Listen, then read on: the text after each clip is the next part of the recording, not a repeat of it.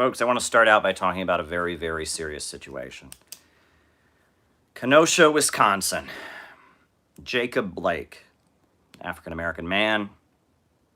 The police open fire on him in front of his children. He's paralyzed. Horrendous. Absolutely horrendous. The police union is trying to say somehow this was okay, like they always do. But there's no way anyone looking at that video could feel like what happened there was okay. Like this father, being almost killed. I mean, it's surprising he did not die, but paralyzed in front of his children, for goodness sakes. I mean, this is horrendous stuff. All right? George Floyd, it's been 6 years since the killing of Eric Garner here in New York City, Staten Island. Folks, there's something happening. Because I can guarantee you, there are a number of politicians, a number of police chiefs even, from Democratic and Republican constituencies, who've seen all the big protests happening and said, can we just keep it under control? Can we stop this? Can we just calm things down? But it hasn't happened, right? Police killings, wrongful taking of the lives of African-American men primarily, has continued. It has continued. And the reason that it continues is because this is part of a process. My age.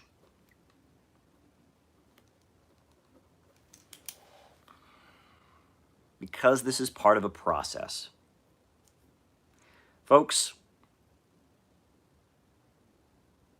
there's a very, very important novel in U.S. history called The Grapes of Wrath. And I actually would recommend you read The Grapes of Wrath. I know we read it in school. I didn't actually read it when I was assigned it in school, but in college, during the financial crisis, I went and revisited it. The Grapes of Wrath, a very, very powerful novel by John Steinbeck.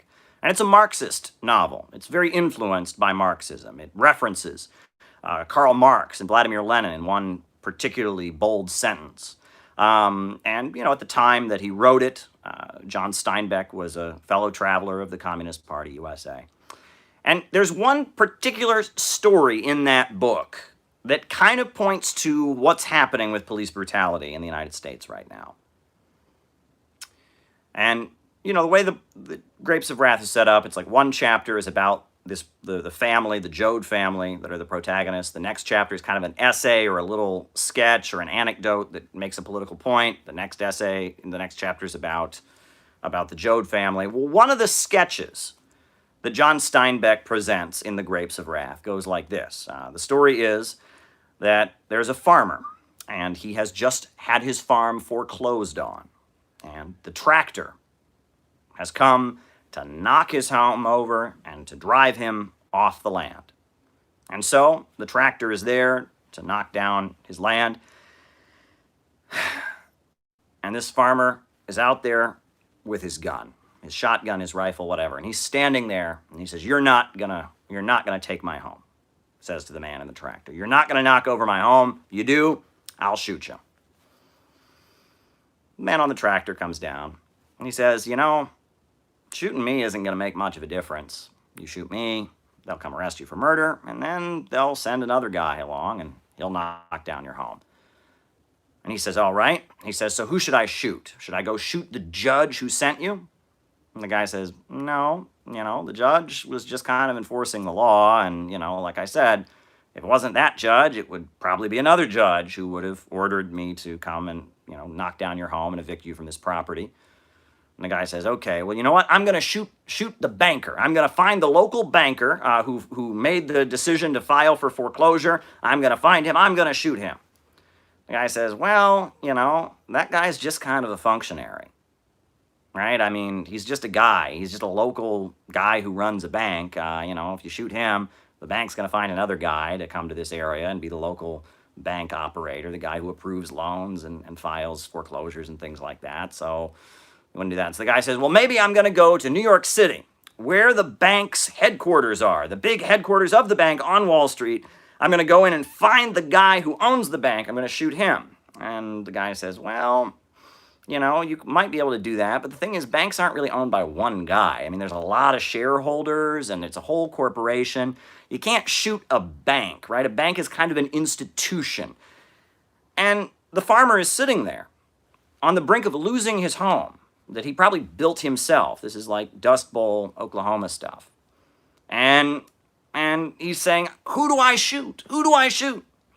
And the point of the story, the point that John Steinbeck is making in The Grapes of Wrath when he tells that anecdote, is that the problem is not individuals. The problem is the system.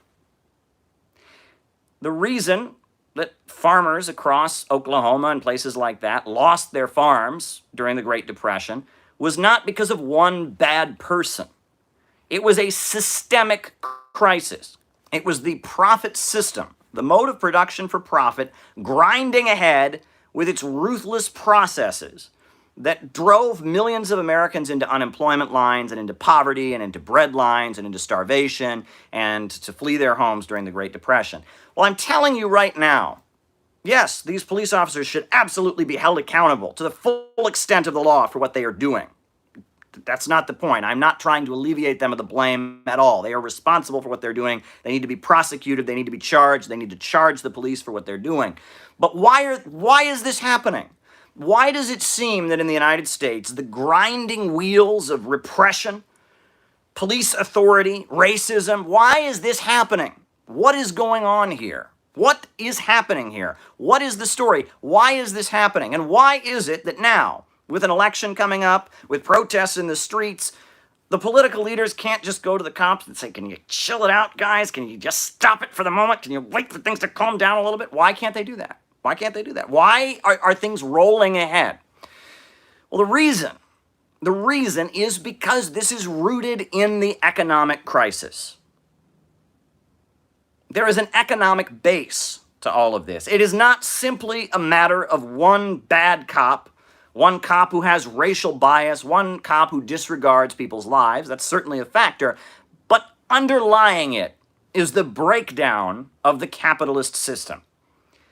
Folks, since the late 70s, early 80s, living standards in this country for average working people have been deteriorating. Good-paying industrial jobs have been vanishing. Wages have been declining. Living standards have been declining. The rate of household debt has been rising. The cost of getting a college education has been rising. Working people across this country have been feeling the crunch since the 1980s. Since the early 1980s, late 1970s. There has been an erosion in the living standard of average Americans. Incomes have decreased. Spending power has decreased. You know, the rate of debt has gone up. The rate of insecurity has gone up. And of course, the black community were hit the hardest first, right? The factories left the urban centers first. They left other parts of this country that were deindustrialized later. But first, you know, the urban centers were the first places for the factories to leave. Detroit, very viciously hit. Motor City, right? The factories left Detroit long before they left other parts of the country, right? The home foreclosure crisis, right? I was in Detroit in 2008. They had been having home foreclosures throughout that city for 2-3 years. They'd had an epidemic of home foreclosures. But around the time Obama was coming into office, all throughout the country they were happening. All throughout the country they were happening.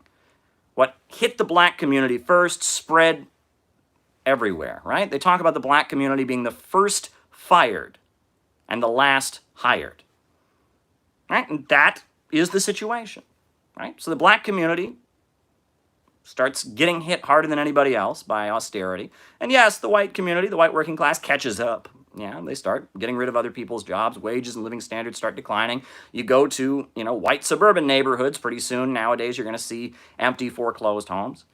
So living standards are dropping. The conditions that give people a comfortable life are decreasing. Meanwhile, military spending is increasing. And incarceration is increasing. The mass incarceration movement, locking people up, longer sentences. The prison population in the United States from the 1980s and the 1990s skyrocketed. Huge, huge increases in states like California, in states like Minnesota. We saw the rate of incarceration increase, longer sentences, lock them up, 3 strikes laws, right? There was a guy in California, very famous story. There was a guy in California who, if you get convicted of a felony, your 3rd felony, no matter what it is, automatic 25 years. There was a man in California, his 3rd strike was allegedly cheating on his driver's ed test to get his driver's license. Now, is that crime worth 25 years in prison? Well, California, it was automatic. The judge had no choice. 3 strike law, 25 years. Our prisons start filling up with people. Meanwhile, our local police departments, they get involved in buying military equipment. The Pentagon starts unloading its excess weaponry on police departments. So at the same time, living standards are dropping. Conditions are getting worse. People are being driven further and further into poverty. Incarceration is increasing. People are getting locked up far more than they used to. I mean, things happen that are just wrong. I remember when I was living in Cleveland, if I recall correctly, there was a case, this was, maybe 10 years ago. There was a case of a woman in a suburban area, an African-American woman, and there was a deer in her front yard. A male deer, a buck, with big antlers. Her kids were in the front yard. She was nervous about this big deer being in her front yard with its big antlers, being near her children. And something wasn't right. Usually animals run away from people. But she shouted at the deer. It didn't move. So she took her shovel, hoping to protect her kids. She took her shovel and she whacked the deer on the head, hoping that would scare it away and it would run away. Killed the deer. Went to prison. Hunting without a license. Give me a break. I mean, anything, locking people up. There was a time in this country where we weren't as excited to lock people up. Yes, we've had a criminal justice system that can be very vicious, but, there was a time in this country where the goal of every situation with police, with courts, was not lock them up. It wasn't the goal of every possible situation. There was a hope that we could avoid putting bodies in jails. But the rise of the prison industrial complex, the grinding poverty, the economic benefits, corporations making money, prisons for profit, groups like GEO Group, Corrections Corporation of America, Wells Fargo Bank, that are basically making money from locking people in jail, states that have actually private prisons that are run by private companies, not the government. We have all kinds of private companies contracted by prisons to do all kinds of things. There's an economic incentive to lock people in jail. Living standards are dropping. Plus, there's another economic incentive to start arming up all the local police forces like Rambo and give them all kinds of military and hardware and weapons they don't need. This is all a process that's rolling on ahead. As living standards are getting worse, as people are suffering, there's also a huge increase in the mechanisms of repression. And it's at a point where they can't control it any longer. You can talk about the fact that a lot of these police departments are trained in Israel, right? You won't see that in American media very much. All the talk about police brutality, they're not going to tell you. Many police departments around the country are actually trained in Israel. And they work with the Israeli police. But you have to remember, the Israeli police are training the police officers they work with not about how to work with other Israelis. They're teaching American police departments the kind of policing tactics they use against Palestinians, right?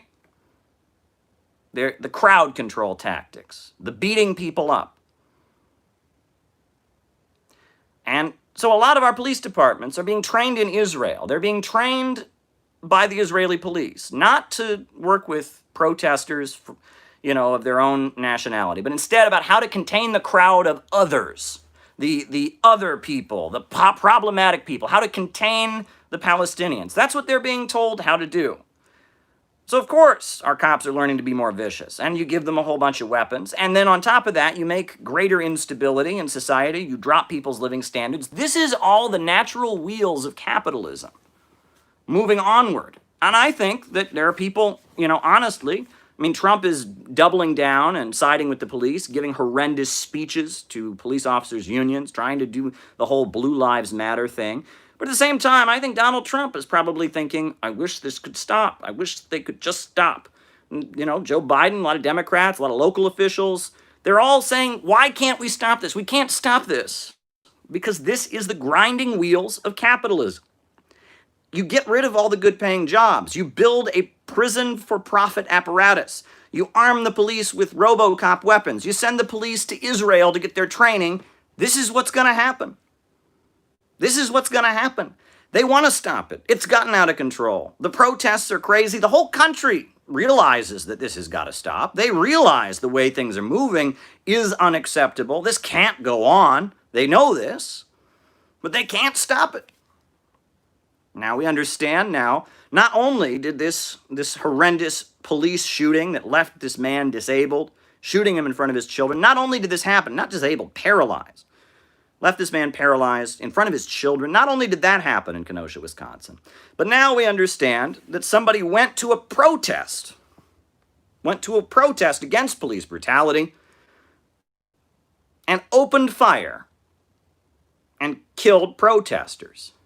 Folks, things in this country are spiraling out of control. They are completely spiraling out of control.